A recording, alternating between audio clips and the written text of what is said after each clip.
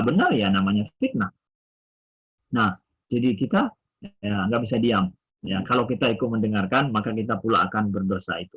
Nah, itu adalah yang ketiga. Yang keempat, kata Imam Al-Ghazali, kafu baqiyatil jawari anil atham minal yad warijli anil makari wa kaful batni anil syubhat waqtul iftar. Nah, yang keempat adalah menjaga seluruh anggota tubuh daripada berbuat dosa. Begitu juga tangan, kaki, dan yang lain. Dan yang penting kata Imam Al-Ghazali juga apa? Kaful batni anil haram. Yaitu menjaga perut ini daripada memakan pemakanan yang haram atau ada syubhatnya. Masa kita berpuasa. Nah, ini penting ya, kata Imam Al-Ghazali. Kata beliau, fala ma'na li shaumi wa huwa kafun 'anit ta'amil halal tsumma iftar 'alal haram. Maka tidak ada makna orang berpuasa apabila dia berpuasa menahan diri daripada yang halal, tapi ketika berbuka justru pakai yang syubhat, yang nggak jelas halalnya. Apalagi yang haram. Puasa kan menahan diri dari yang halal, bukan tahan diri dari yang haram. Siapa bilang minum air itu halal apa haram? Siapa bilang kita makan makanan itu haram misalkan? Nggak ada bilang haram, halal kok. Tapi bulan suci Ramadan, siangnya jadi haram. Dilarang. Nah, kita berpuasa siangnya itu mampu tahan diri dari yang halal. Tapi pas buka, mau syubhat, yang syubhat pun oke aja. Itu kata Imam Ghazali, nggak ada makna puasa. Nggak ada makna puasa tahan diri dari yang halal. Ternyata waktu berbuka, nggak menjaga diri dari makanan-makanan yang ada syubhatnya. Itu persis kata Imam Al-Ghazali, kaman yabni qasran wa yahdimu misran, yaitu seperti orang yang membangun sebuah istana tapi dia menghancurkan kota. Jadi kota dihancurkan demi untuk sebuah istana dia yang megah. Apa artinya? Apa artinya? Begitu juga ya, orang yang nggak menjaga makanan yang halal dia makan waktu berbuka, maka ketika pada saat berpuasa dia menjaga dari yang halal, ya kalau berbuka dia udah nggak menjaga lagi. Itu tidak ada makna daripada puasa orang tersebut, kata Imam Al-Ghazali. Nah, famithal hadas shaim mislu man yabni qasran wa yahdi misran fa inna ta'amul halal innama yadurru bi kathrati la bi naw'i fasawmu li taqlilihi. Wal halal dawaun yanfa qaliluhu wa yadarru kathiruhu. Kata Imam Al-Ghazali, yang halal itu, makanan halal itu adalah seperti obat. Dia kalau kita makan, ya, kalau kita makan sesuai dengan porsinya itu menyehatkan. Kalau banyak kita makan itu berbahaya juga bagi kita. Makanan halal itu sendiri itu seperti obat, kata beliau. Kalau pas kita makan dengan porsi yang pas untuk kita, itu akan jadi obat. Menyembuhkan, ya, menyehatkan. Tapi kalau lebih, ya seperti obat. Dokternya bilang bahwa ini minum 1 pil setiap hari, kita minum biar cepat sembuh 3 pil. Apa yang terjadi? Ya nggak akan jadi obat. Jadi penyakit. Ini sama juga. Buka puasa, nahan diri sudah 1 piring kita tahan, buka puasa 3 piring kita timbal. Ya, sama aja. Ya, sama aja kata beliau. Nah, sedangkan makanan haram, kata beliau, itu adalah seperti semon, seperti racun. Seperti racun. Makanan halal adalah obat, sedangkan makanan haram itu seperti racun. Maka masa ada orang yang menahan diri daripada makan obat, ujungnya justru makan racun. Itu fa'innahu safih, kata Imam Ghazali. Ini adalah orang yang bahasa keren kita blow on, bahasa Arabnya safih. Ya, masa ada orang yang nahan diri dari makan obat, ujungnya kok makan racun. Nah, begitu juga orang yang tahan diri masa puasa dari yang halal, pas berbuka dengan makanan yang tidak halal. Nah,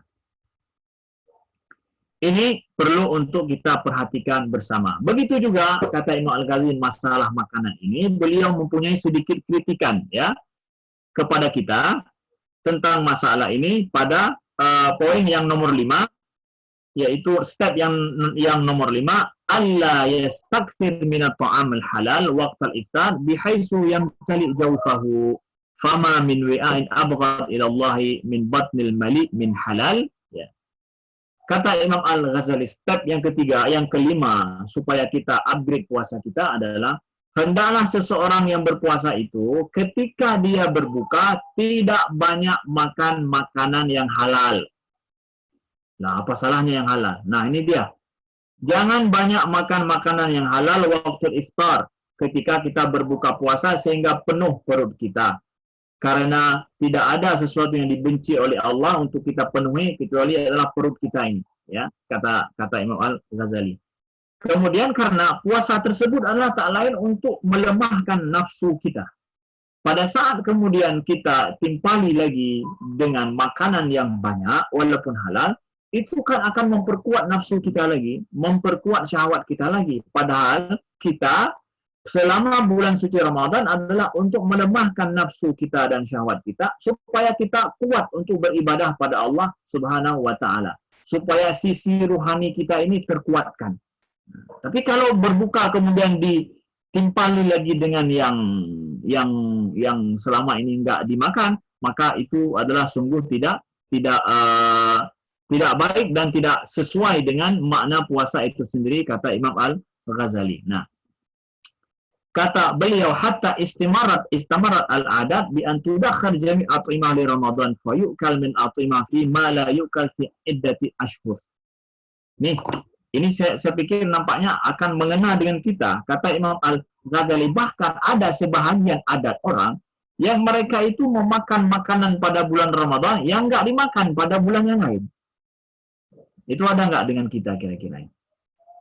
Ada model-model makanan yang keluar khusus bulan Ramadan, nggak ada pada bulan yang lain. Bulan Ramadan pula dia itu ada.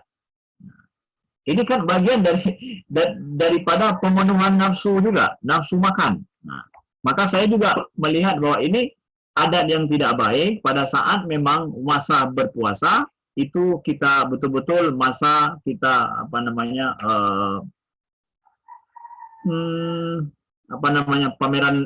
pameran makanan itu. Nah, ini adalah hal yang tidak baik, tidak sesuai dengan ruh daripada puasa itu sendiri, kata Imam Al-Ghazali. Kata beliau juga di sini menyebutkan bahwa hendaklah puasa itu engkau makan makanan yang biasa engkau makan. Tidak kamu tambah. Itu baru engkau menjaga puasamu dan menjaga nafsumu. Tapi kalau ada tambahan yang lebih berlipat lagi, kata beliau itu tidak sesuai dengan ruh makan. Nah, saya juga mempunyai sedikit kritikan pada adat kita, dan alhamdulillah untuk tahun ini enggak ada, yaitu kebiasaan kita untuk buka puasa bersama, ramai-ramai, ya, ramai-ramai, dengan dalih kita itu adalah silaturahmi, tapi intinya adalah makan. Intinya adalah makan. Oh, menu nanti apa? Menu, oh boleh, ikut. Kan sering gitu ya. Jadi yang menjadikan kita itu apa? Menunya. Di mana yang enak nanti buka puasa. Kata Imam Ghazali itu tidak sesuai dengan ruh. Jadi munculnya adat buka puasa bersama kita itu adalah bentuk daripada imbas balik daripada tahan nafsu, ya, yang kemudian justru menjadi panorama pamer makan kita bersama. Ya, itu jauh daripada ruh itu. Apalagi anak-anak muda, kalau hari-hari misalkan mereka ajak buka puasa bersama, yang ada di situ adalah ngobrol yang tidak benar, ataupun bahkan jumpa yang tidak baik. Setelah itu sholat pun nggak ketahuan, kan di mana sholatnya. Ya, biasanya kan di kafe ataupun di itu yang tidak ada tempat sholat, atau bahkan waktu sholat pun masih nongkrong di situ, kebanyakannya seperti itu. Jadi itu adalah trik-trik yang tidak baik dalam tidak sesuai dengan ruh daripada puasa tersebut, kata Imam Al-Ghazali. Nah, dan bahkan kata beliau, orang yang berpuasa sibuk memikirkan apa bukaan nanti, itu juga sebuah kesalahan dengan ruh puasa untuk level 2 ini. Untuk level 2, kalau level 1 itu nggak ada salahnya. Memang mikir itu masih level awal. Tapi untuk level yang tinggi ini, itu menyibukkan diri berpikir apa yang dimakan untuk nanti, itu termasuk daripada khati'ah. Jadi saya bacakan apa kata-kata Imam Al-Ghazali tentang itu. Man taharrakat himmatuhu bitasarrufi fi naharihi litadbiri ma yuftiru alaihi kutibat alaihi khati'ah. Orang yang sibuk memikirkan ya pada siangnya apa yang harus dia berbuka puasa, dengan apa dia berbuka puasa nanti, itu termasuk sebuah kesalahan. Kesalahan apa maksudnya ya? Kesalahan dengan ruh puasa itu. Ya, terlalu menyibukkan di siang-siangnya aja, sekarang udah sibuk dengan apa dia berbuka nanti. Nah, ini adalah step yang kelima disebutkan oleh Imam Al-Ghazali tentang supaya terabdi puasa kita. Yang terakhir adalah an yakuna qalbu badal iftar mu'allaqan muttariban bainal khaufi war raja. Nah, setelah berbuka puasa kita bergembira, ya. Kita bergembira karena kita telah berbuka puasa dan telah menjaga puasa kita dengan baik. Kata Imam Al-Ghazali, tapi hatimu janganlah merasa bahwa seakan-akan puasamu itu telah usai dan telah diterima 100% di sisi Allah. Maka adalah harap-harap cemas selalu bahwa ya Allah terimalah puasaku hari ini. Ya. Ada harap-harap cemas seperti itu. Ya. Mudah-mudahan puasa kita makbul di sisi Allah karena tidak ada yang tahu puasa kita makbul atau tidak. Sholat kita makbul atau tidak, hanya Allah yang tahu. Jadi perasaan seorang mukmin, seorang muslim yang jujur adalah dia ada harap-harap cemas dengan puasanya tersebut. Nah, ini adalah kondisi yang keenam disebutkan oleh Imam Al-Ghazali tentang bagaimana step-step, ya, langkah-langkah untuk sampai kepada puasa khusus, ya, upgrade kepada level 2. Sedangkan untuk level 3, ya, kita tidak bicarakan pada pertemuan kali ini. Mudah-mudahan ini sedikit daripada saya, penjelasan daripada Imam Al-Ghazali tentang rahasia puasa, bagaimana mengupgrade puasa kita menjadi puasa khusus, puasa yang sesuai dengan maksudnya yang diinginkan, la'allakum tattaqun, semoga kalian menjadi orang yang bertakwa. Ya. Sekian dulu dari saya. Bila ada sesi tanya jawab kami persilakan. Bila tidak ada, oke juga, lebih bagus. Oke lah. Baik, terima kasih banyak Ustadz. Pembahasan kita pada hari ini sangat menarik ya.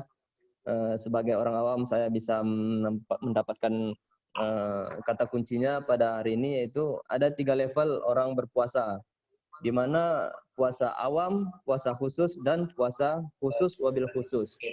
Mudah-mudahan harapan kita, kita semua termasuk orang yang berpuasa khusus wabil khusus, atau paling tidak puasa khusus. Amin ya rabbal alamin. Amin. Baiklah, berikutnya kita akan membuka sesi tanya jawab untuk 3 orang penanya terlebih dahulu. Silahkan langsung pada pojok sebelah kanan ada bacaan raise hand, atau langsung saja suaranya di mute. Kepada Bapak Ibu sekalian dipersilahkan, ada yang ingin bertanya? Assalamualaikum. Waalaikumsalam. Masya Allah, Ustazna, Ustaz Faizal. Berapa? Ya, alhamdulillah, bagian. Ustaz, pertama nama keluarga besar Puslat Banglan, kami terima kasih syukron atas sama-sama, Ustaz. Ya, jadi saya kebetulan kawan-kawan struktural ini sedang bertugas juga menguji. Jadi ada Pusat dari Kabupaten Asahan, kami sedang ujian. Jadi saya dua Zoom meeting ini.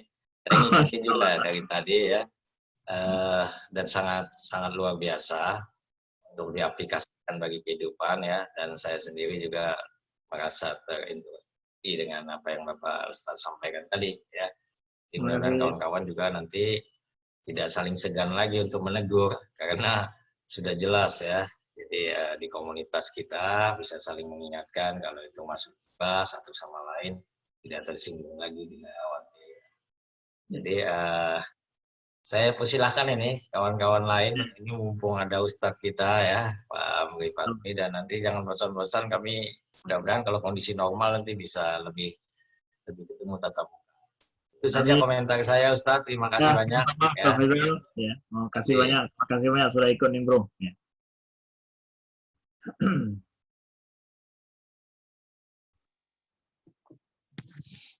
Baiklah, bagaimana Bapak Ibu sekalian?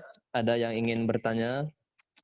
Ada mungkin yang belum begitu jelas? Langsung saja kita tanyakan kepada Ustadz.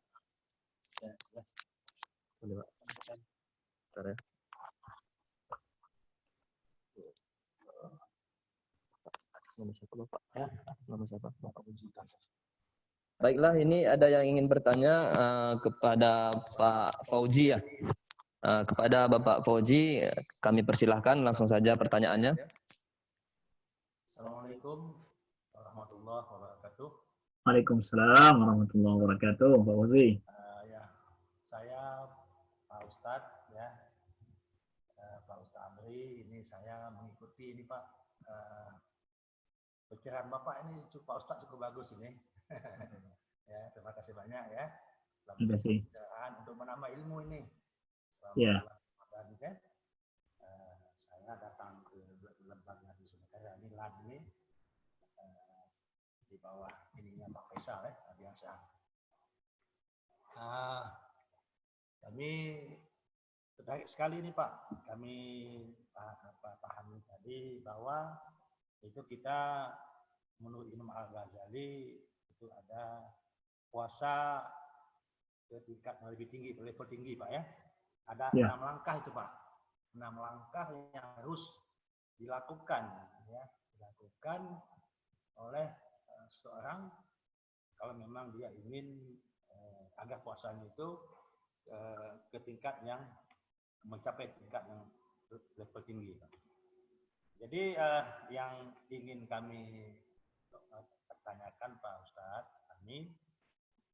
bagaimana ciri-cirinya ini Pak? Artinya ciri-cirinya bahwa kita sudah mendekati ya. Bahwa kalau kita penuhi ke-6 ini mungkin manusia namanya Pak ya. Dia ingin mencapai itu, tapi ada saja kendalanya Pak Ustadz, hambatannya. Itu sudah berusaha tundukkan pandangan, sudah berusaha puasa lisan, menjaga lisan, sudah menjaga pendengaran dan seterusnya sampai 6 Pak Ustadz ya. Jadi yang ingin kami tanyakan Pak Ustadz, apa ciri-cirinya? Sehingga kita mendekati Pak. Kalau tidak mencapai ya mendekatilah ya. Demikian, terima kasih. Terima kasih Pak Fauzi ya. Apa ciri-cirinya orang yang puasanya itu mungkin sudah masuk pada level khusus tersebut ya. Kalau kita misalkan ikut program diet, menurunkan berat badan, maka akan disebutkan ada beberapa langkah yang mesti kamu kerjakan supaya kamu bisa menurunkan berat badanmu dalam 1 minggu atau 1 bulan misalkan. Pertama, kurangi karbohidrat. Ya. Kedua, perbanyak olahraga. Ya, secara intensif setiap hari 15 atau 30 menit. Contoh misalkan. Itu kan langkah-langkah tuh. Ya. Kemudian saya ingin lihat cirinya mana. Cirinya saya bisa lihat dengan ciri itu sesuatu yang bisa disurvei ataupun bisa dikenali. Dia udah mulai nggak makan nasi lagi, tapi udah banyak makan buah. Nasi itu banyak karbohidratnya. Ya, tapi langkahnya kurangi karbohidrat. Dia udah nggak makan bohrorom lagi, udah nggak makan nasi, tapi lebih banyak makan buah, banyak makan ikan. Itu ciri-cirinya. Ya, ciri-ciri yang bisa terlihat. Nah, orang-orang begitu juga dia sudah mulai ada mengkhususkan waktu memang untuk lari. Dia disuruh untuk olahraga, maka dia olahraga yang diambil adalah lari, jogging setiap hari. Saya lihat udah mulai. Ciri-ciri yang sudah saya lihat berarti menunjukkan dia tuh udah mulai itu programnya. Program diet sudah mulai dia. Saya lihat ciri-cirinya udah setiap hari ada lari, jogging, kemudian nggak makan nasi lagi. Nah, itu kan. Ini juga sama. Ya. Ketika saya dapatkan di kantor, udah dia nggak ikut nimbrung ngomong-ngomong hal yang nggak berguna lagi. Oh, udah ciri nampaknya udah mau upgrade nampaknya ya. Ya. Kemudian kalau ada orang yang ribah di samping dia, udah berani dia tegur, woi, diam, nggak boleh itu ribah, masa lagi puasa lagi. Udah mulai bertindak dia. Oh, udah nampak cirinya itu. Begitu. Jadi ciri itu adalah merupakan aksi-aksi yang dilakukan seseorang untuk mewujudkan sebuah step prinsip-prinsip yang sudah mulai diamalkan. Nah, jadi lihat saja, bisa dilihat bagaimana kondisi selama kita berpuasa dari sejauh mana kita mampu menjauhkan pendengaran kita dari hal yang nggak berguna, sejauh mana kita memilih diam daripada ngomong yang tidak berguna, kemudian, nah itu adalah aksi-aksi itu yang kemudian menunjukkan kepada ciri tersebut. Nah dalam hal ini tentu setiap orang ada punya lebih kurangnya lah, ya. Nggak semua orang mampu diet dengan 100% sehingga betul pada saat ditargetkan selama 1 bulan dia berhasil menurunkan 5 kilo misalkan. Ternyata cuma dapat 3 kilo aja. Udah, nggak masalah. Nanti lanjutkan lagi. Sempurnakan langkah-langkah dietnya supaya ini. Begitu juga sama dengan ini. Mungkin tahun ini kemampuan level kita baru sanggup jaga. Untuk 2 step aja mampu kita. Tapi 3 step yang selanjutnya belum mampu lagi. Maka tidak masalah. Ya, disempurnakan terus. Yang pasti ada aksi yang kita ambil untuk itu. Sudah menunjukkan bahwa ciri orang yang sudah mulai ingin mengupgrade puasa dia tersebut. Jadi ciri itu dilihat kepada aksi yang diambil oleh orang tersebut. Nah, begitu saja yang bisa saya jawab kepada Pak Fauzi.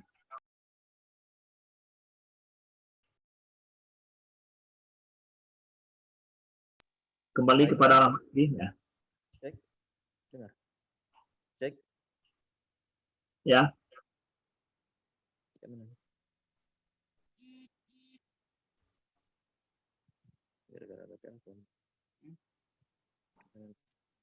Cek. Oke. Baiklah, terima kasih Pak Ustadz atas jawaban dari pertanyaan Pak Fauzi. Kepada Bapak Ibu, apakah masih ada pertanyaan? Kita masih ada waktu sekitar 25 menit lagi, kurang lebih. Pada Bapak Ibu yang ingin bertanya, langsung saja di mute suaranya atau tekan raise hand di pojok kanan bawah.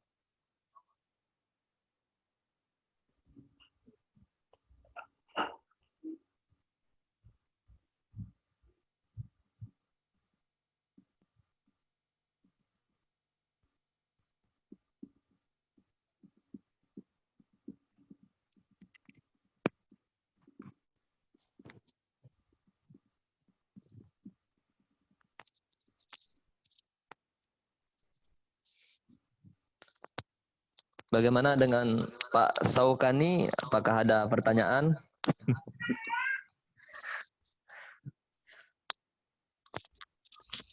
Atau Bang Sahrul?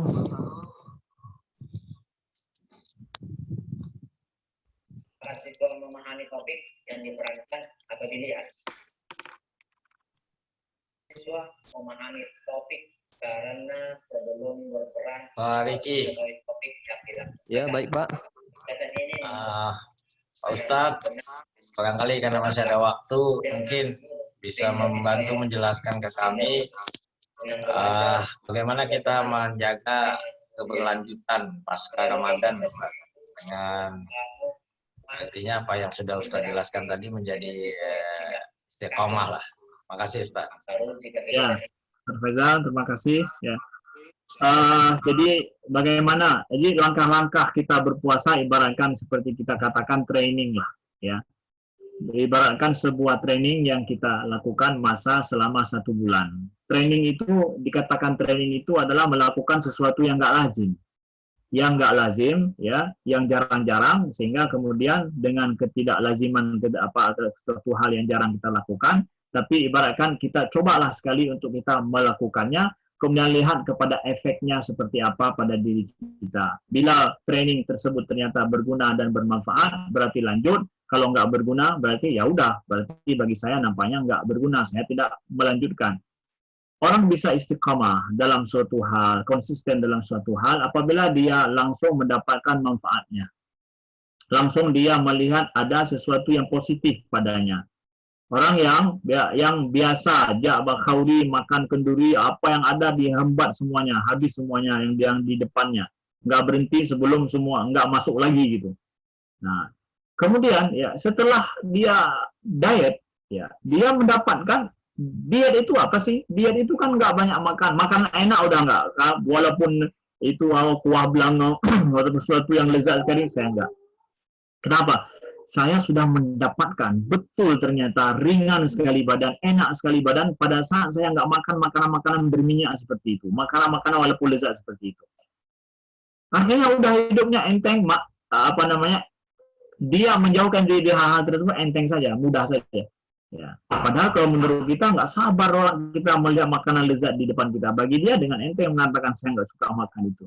Saya lebih suka makan buah yang di pojok sana, yang terakhir, menu terakhir daripada menu awal. Kalau pergi ke pesta, menu awal pasti yang gitu-gituan. Menu yang terakhir itu yang ringan-ringan. Dia lebih ke menu ringan itu daripada menu awal. Tapi udah konsisten hidupnya begitu. Kenapa? Dia dapatkan manfaatnya. Nah, kita kadang nggak mampu. Saya juga mungkin, jangan cuma orang lain pikir bahwa ini pelajaran untuk saya juga, kita semua. Bahwa kita kadang nggak konsisten dengan yang demikian. Karena apa? Kita nggak mendapatkan manfaatnya real langsung daripada praktek kita tersebut. Kita nggak mendapatkan bulan puasa belum benar-benar kita dapatkan manfaat daripada cara kita menjaga puasa kita itu dengan baik pada diri kita. Makanya setelah bulan suci Ramadan, ya bagi saya nggak terbiasa menjaga pendengaran, pandangan dan mata saya, begitu juga lisan saya. Karena apa? Saya nggak merasakan ada manfaatnya dalam bulan Ramadan. Nah, jadi kalaupun kita ingin konsisten setelah bulan suci Ramadan dengan praktik-praktik yang demikian, temukan manfaatnya dulu di dalam bulan suci Ramadan. Lihat apa perubahan yang terjadi pada diri kita, apa perasaan hati kita, batin kita, dengan ternyata saya nggak suka mendengar ocehan negatif dari orang lain. Udah, saya menutup telinga daripada itu. Apa yang terjadi dengan saya? Ya. Walladzina jahadu fina lanahdiyanna lahum subulana, kata Allah. Orang yang berusaha untuk mendekat kepada kami, maka lanahdiyanna lahum subulana, maka Allah akan memberi hidayah jalan-jalan daripadanya. Nah, kata para ulama bahwa satu maksiat yang ditinggalkan, satu kesalahan yang biasa dilakukan oleh seseorang yang kemudian dia tinggalkan, illa qadafallahu fi qalbihi nurahu. Jadi maka Allah akan menitipkan nurnya pada hati orang tersebut. Jadi ada sesuatu yang lain pada jiwa batin kita pada saat kita kebiasaan yang tidak benar itu kita tinggalkan. Maka itu akan berbanding, akan diberikan reward oleh Allah ya terhadap kemampuan kita meninggalkan hal yang tidak berguna, tidak bermanfaat tersebut. Ada rewardnya. Maka temukan dan rasakan reward tersebut pada diri kita. Kalau ternyata kita nggak mampu ataupun nggak melakukannya setelah bulan suci Ramadan, berarti orang tersebut tidak mendapatkan hasilnya di bulan Ramadan. Makanya dia tetap seperti biasa setelah bulan suci Ramadan. Kalau orang mendapatkan hasil, nggak akan dia balik lagi. Karena dia udah tahu hasilnya. Persis seperti orang diet, dia dapatkan bahwa menurunkan berat badannya, betul-betul berguna dan bermanfaat baginya, udah nggak tergoda lagi dengan makanan yang lezat, walaupun lezat sekali, karena dia tidak akan makan lagi. Udah, hidupnya kemudian jadilah seperti hidup orang yang biasa makan yang sehat saja, selektif dalam memilih makanan. Ini juga kita selektif dalam mendengar, selektif dalam melihat, selektif dalam kita bergaul, ya, selektif menjaga lingkungan kita. Kalau ini lingkungan banyak mengupat orang lain, maka saya tidak, kalau nggak sanggup saya cegah, ya saya nggak usah berdiri di situ, nggak usah berada di situ misalkan. Nah, itu mungkin ya diantara bagaimana istiqamah kita setelah bulan suci Ramadan dengan level puasa kita. Mudah-mudahan ya 10 hari terakhir ini yang merupakan puncak daripada bulan suci Ramadan ini, kita mencoba untuk training, untuk upgrade puasa kita ke level yang lebih tinggi, sebagaimana disebutkan oleh Imam Al-Ghazali rahimahullahu ta'ala.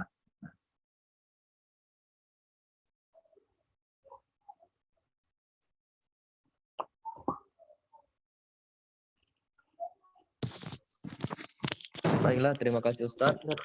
Ya. Kira-kira Bapak Ibu masih ada yang ingin bertanya? Ya, moderator mohon izin. Ya, Pak Ade. Silahkan langsung saja Pak Ade. Ya, Assalamualaikum Ustadz Amri. Waalaikumsalam warahmatullahi wabarakatuh.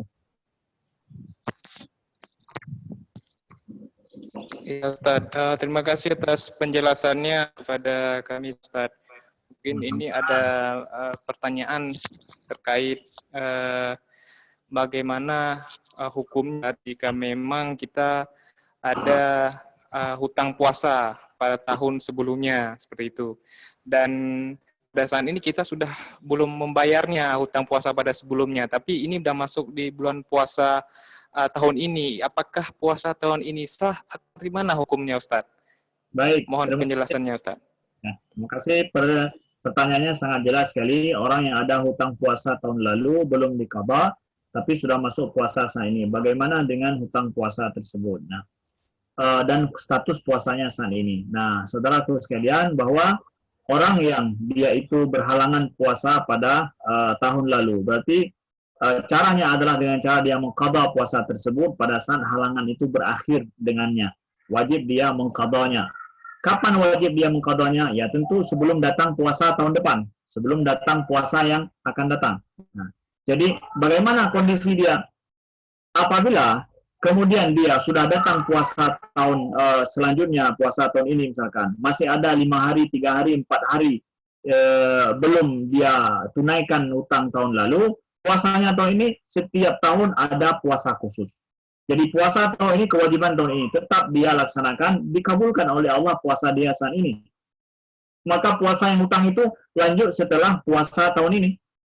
Dia mengqadha setelah puasa tahun ini. Nah, dalam pendapat mazhab Imam Syafi'i, orang yang sudah satu kali atau setahun berselang ya, dengan satu puasa, ada beberapa hari hutang puasa belum ditunaikan tahun lalu, maka kalau sekali berselang puasa belum sanggup dia tunaikan, maka puasanya tidak cukup dengan qadha saja, tapi sudah harus bayar puasa plus 1 fidyah.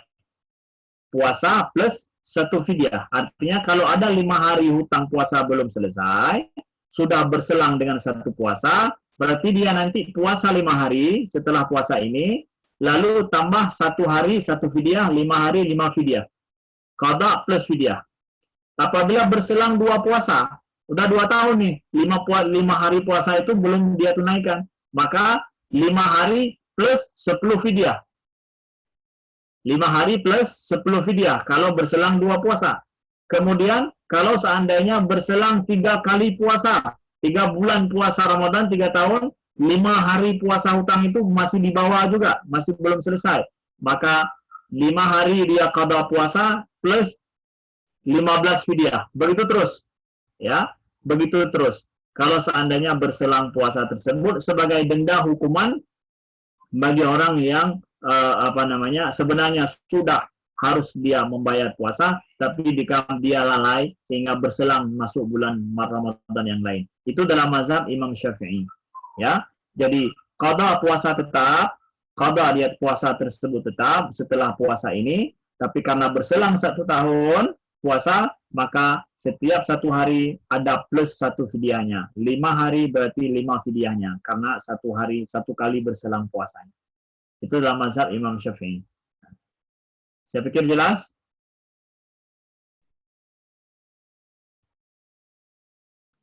Ya, Halo? Ustaz, terima kasih. Terima kasih. Jelas terdengar ya? Atau putus-putus? Jelas, jelas. Jelas. Ya, oke. Ya, terima kasih, Ustaz.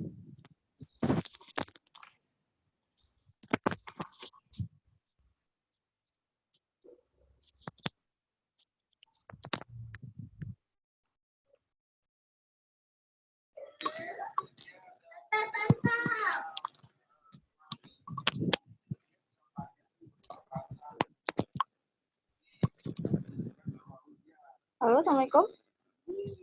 Ya, Waalaikumsalam. Waalaikumsalam. Bu Ervina, silahkan langsung. Assalamualaikum warahmatullahi wabarakatuh, Ustaz. Waalaikumsalam. Waalaikumsalam warahmatullahi wabarakatuh. Putus-putus suaranya. Jelas nggak suara saya, Ustaz? Ya, jelas. Ustaz, menyambung dengan pertanyaan saudara Ade tadi. Jadi bagaimana dengan yang ibu menyusui dan melahirkan, Ustaz? Kalau Ya. sudah tertinggal puasa, kan otomatis memang udah bayar fidyah kan? Cuman kan ada di surat Al-Baqarah itu lebih baik kalau kita mengganti puasa gitu. Nah, bagaimana kalau misalnya belum setahun lagi, terus dia udah hamil melahirkan lagi gitu, tinggal lagi puasanya gitu. Atau sudah 2 tahun kemudian dia hamil melahirkan, jadi yang kemarin itu belum sempat terbayar juga, Ustaz. Ya. Nah, apakah kita tetap harus mengikuti pola yang seperti Ustaz bilang tadi? Baik, bagus. Kalau selang setahun itu harus tetap bayar fidyahnya juga, sementara kan dia sudah bayar di sebelumnya gitu, Ustaz. Ketika dia di tahun yang dia melahirkan itu yang dia tinggal puasa gitu, Ustaz. Baik. Itu aja, Ustaz. Makasih jawabannya, Ustaz. Assalamualaikum warahmatullahi wabarakatuh. Baik, terima kasih Ibu Elvina. Bagus, ini pertanyaan perlu sedikit penjelasan ya, penjelasan awal kaidahnya. Allah sebutkan walladzina yutiqunahu fidyatun ta'amu miskin.